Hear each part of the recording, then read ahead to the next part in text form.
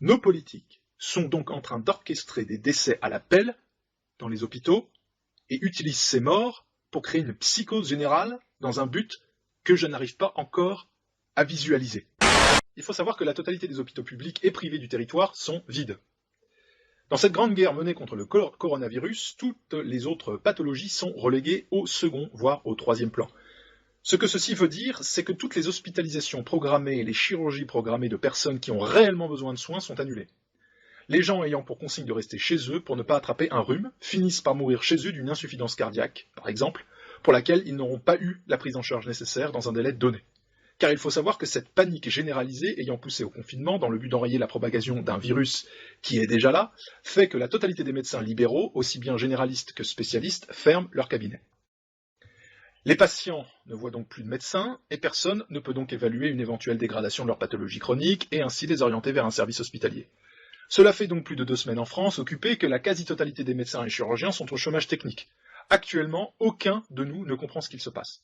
Nous nous demandons tous où sont passés ces patients qui remplissent nos services toute l'année. Les patients ressentant des symptômes inhabituels ont donc pour consigne de d'abord appeler le 15 afin qu'on leur dise quoi faire, rester chez vous ou bien aller aux urgences. Voici un exemple pour vous montrer l'absurdité de cette consigne. Un patient ressentant une légère douleur thoracique en base droite avec une légère toux et un peu de fièvre, le centre 15 lui dira que ce sont des signes fréquents de l'infection Covid-19 et qu'il doit rester chez lui, ça passera dans quelques jours. Pas de chance, c'est en fait une embolie pulmonaire et le patient peut se retrouver en état de choc hypovolémique à tout moment, en plus de nécroser ses poumons. On ne fait pas de diagnostic par téléphone, sauf en cette période, visiblement. Parlons maintenant des seuls services hospitaliers qui continuent de tourner à plein régime, les urgences et les unités Covid. Les urgences servent à filtrer les patients les plus suspects d'infection Covid ou bien les patients qui peuvent avoir de vraies urgences vitales que l'on doit prendre en charge très rapidement, comme à leur habitude. Il faut savoir qu'un patient Covid que l'on considère comme un individu fragile, soit moins de 70 ans avec des antécédents importants ou plus de 70 ans, sera hospitalisé dans ces unités Covid. J'ai été réquisitionné il y a un moment pour travailler dans une de ces unités. À quoi ressemble-t-elle ?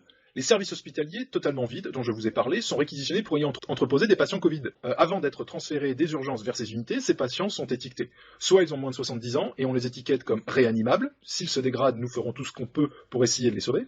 Soit ils ont plus de 70 ans et on les étiquette LATA, qui veut dire limitation et arrêt des thérapeutiques actives.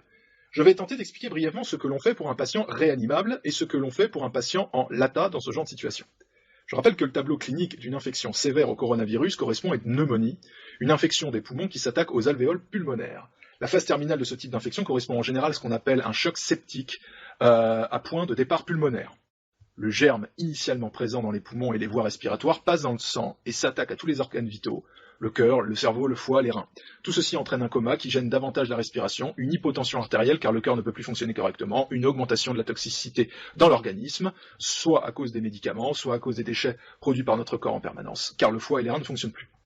Un patient réanimable dans notre service, il arrive avec de l'oxygène pur aux lunettes ou au masque pour l'aider à respirer. Nous adaptons le débit d'oxygène en fonction de ses besoins, estimé par la saturation d'oxygène, et dans la majorité des cas, nous ne touchons absolument pas à son traitement. Nous rajoutons des antibiotiques en comprimés dans certains cas et ne sont pas du tout prescrits de manière systématique. Les médicaments qu'il prend à la maison, nous les lui donnons et nous ne faisons rien d'autre. Ces services que l'on nous présente comme des zones de guerre, totalement débordées, sont en fait des unités de surveillance où nous ne faisons presque rien. Je n'ai jamais eu de journée aussi tranquille que depuis le début de cette crise.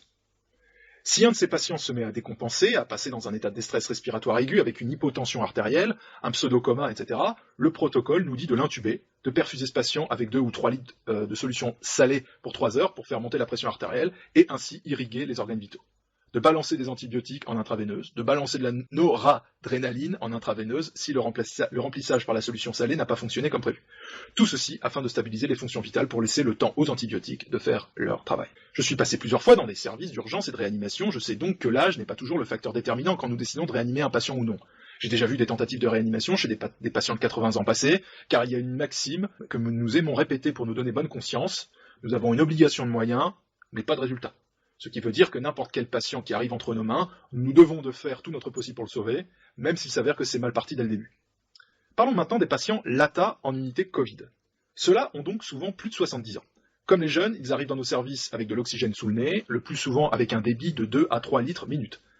Si jamais ces vieux patients commencent à nécessiter un débit plus important d'oxygène, de 6 à 7 litres minute, ce qui peut être expliqué par le fait que ces vieillards traînent leur pneumonie depuis environ 7 jours le plus souvent, vu qu'on leur a ordonné de rester chez eux, on considère qu'ils ne survivront pas à leur infection. 6 ou 7 litres minute d'oxygène, c'est la limite entre la vie et la mort dans ces unités. Une fois ce stade atteint, l'étiquette LATA entre en jeu. Considérant que ces vieilles personnes vont de toute façon mourir, vu qu'on ne les réanimera pas, coucou l'obligation de moyens, nous leur injectons un cocktail de morphine et d'hypnovonel en intraveineuse. Ces deux molécules, nous les utilisons par ailleurs en soins palliatifs. Elles induisent un coma artificiel, effet bien connu, et elles ont également un effet dépressif respiratoire. Elles ont en effet un effet décontractant musculaire, particulièrement au niveau des muscles respiratoires, diaphragme, muscles intercostaux, muscles du pharynx, et entraînent donc une asphyxie médicamenteuse. Les médecins si attachés à l'éthique appellent ça une mort douce.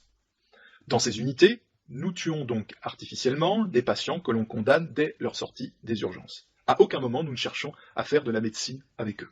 Ces décès sont ensuite comptabilisés comme victimes du coronavirus, alors qu'ils sont en fait les victimes des médecins français. Parce qu'on ne les soigne pas, hein, c'est ça qu'il dit. Les familles de ces victimes ne peuvent même pas se rendre compte de quoi que ce soit. Avec ce confinement, les jeunes patients n'ont droit à aucune visite. Les patients en fin de vie, ceux qui ont bénéficié du cocktail LATA, ont droit à une seule visite par jour. Les proches doivent donc se mettre d'accord pour décider de qui ira voir le futur mort. Et ce visiteur n'aura pas le droit de visiter à nouveau dans la semaine en cours. Ils n'ont donc aucun moyen d'apprécier l'évolution clinique de leurs proches, car nous tenons rarement plus d'une semaine sous morphine et hypnovel. Nos politiques sont donc en train d'orchestrer des décès à la pelle dans les hôpitaux et utilisent ces morts pour créer une psychose générale dans un but que je n'arrive pas encore à visualiser. Mais je sais pas, parce que là je comprends pas. Donc moi je suis très détendu, ce qui m'importe c'est le portefeuille. Mais j'ai besoin de comprendre. Merci de rappeler que l'info n'est pas sur les réseaux sociaux.